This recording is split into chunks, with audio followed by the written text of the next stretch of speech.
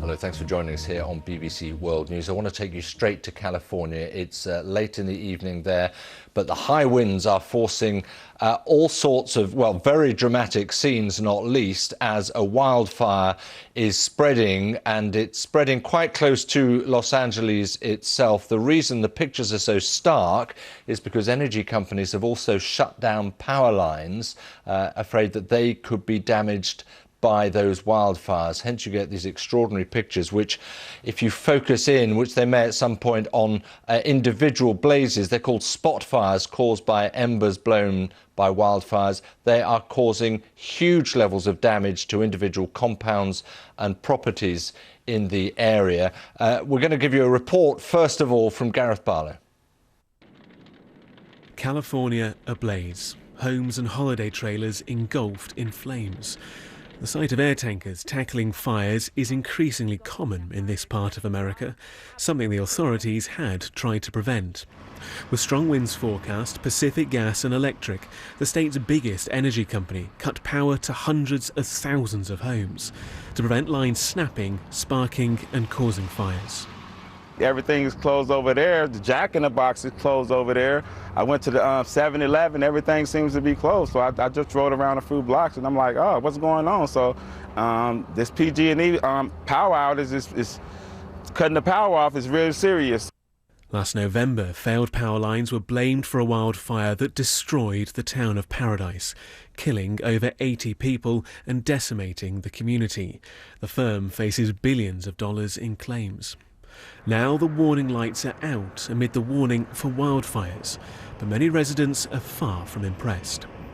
This is like living in a third world country. I've been to Eastern Europe, and I would expect power outages and this type of thing in a third world country. I would not expect that here in the United States and not in California.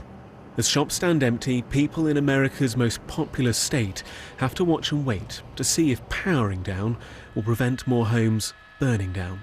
Gareth Barlow, BBC News.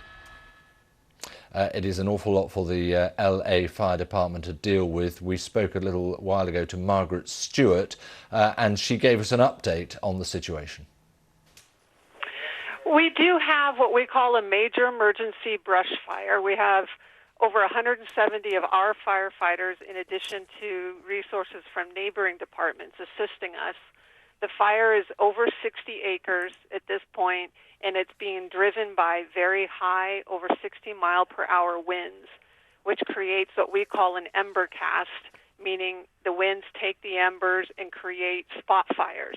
So we not only have the initial brush fire that was burning uphill, we have now multiple spot fires within the community. So we have evacuations underway, and we are continuing to bring more resources in to address all these different fires, with our number one priority of structural defense, defending home and life. The fire's leading edge that's up into the dark area, that's the hillside, that's where the fire initiated. The small pockets of fire you're seeing, those spot fires, were started by the embers that got pushed by the wind, which then means we have to redirect and get resources to all those different areas. And we don't know where the next spot fire will happen. So it makes these wind-driven fires, when we have what we call these Santa Ana wind events, are the most challenging brush fires for us. Multiple wildfires are raging in Southern California. They have destroyed dozens of structures in Riverside County, that's about 70 miles east of Los Angeles, and scorched more than 700 acres, that's 300 hectares. And a fire in Sylmar, just north of Los Angeles right here, is lighting up the night sky. It ignited near a residential neighborhood. Residents are being urged to grab belongings and get out. Strong winds pushed the flames uphill and forced the shutdown of a nearby freeway.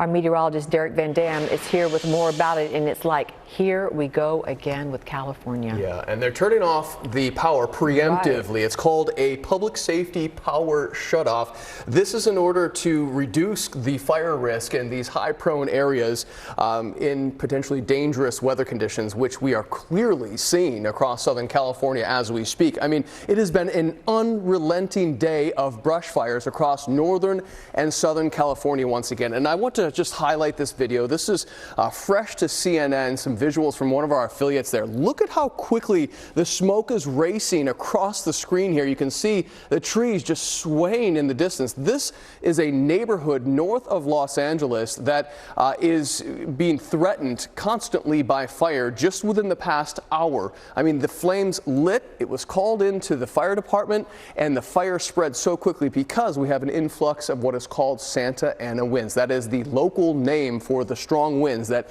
push through the canyons, push through the mountainsides, and funnel into this region, eating up all the dry vegetation that is in place. Get to the graphics. You can see we have over 19 million Americans under a red flag warning. That's just the National Weather Service issuing that high fire danger. Several brush fires in play at the moment. The one you looked at there, that was in the northernmost neighborhood in Los Angeles County. It actually jumped the highway, Interstate 210 going eastbound.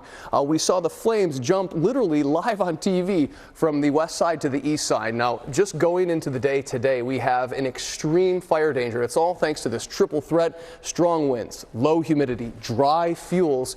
Remember, earlier in the year, we had a copious amount of rain that built up the vegetation into California. Then we turned the taps off, no more rain in the summer months, and all that extra vegetation is just fuel for the flames. You add in this high pressure that builds in across the Great Basin that pushes in the winds across the mountains over Southern California, funnels right through the canyons, and that is what we call Santa Ana winds. And some of these gusts here have been incredible. We've been clocking from the National Weather Service 72 mile-per-hour winds at San Bernardino at the California State University. That is 2 miles an hour shy of hurricane force winds. Incredible. We have another 12 hours of strong winds before they start to die down as we head into the overnight hours Friday into Saturday morning. So another difficult 12-hour period here for California as multiple brush fires continue to spread. Look at these relative humidity values. The Sylmar region, which you saw some of the fire video just a moment ago, only a 7% relative humidity with winds in excess of 40 to 50 miles per hour. That, Natalie, is a recipe for disaster. All right. We know you'll be watching it. Absolutely. Thank you. All right. Next here.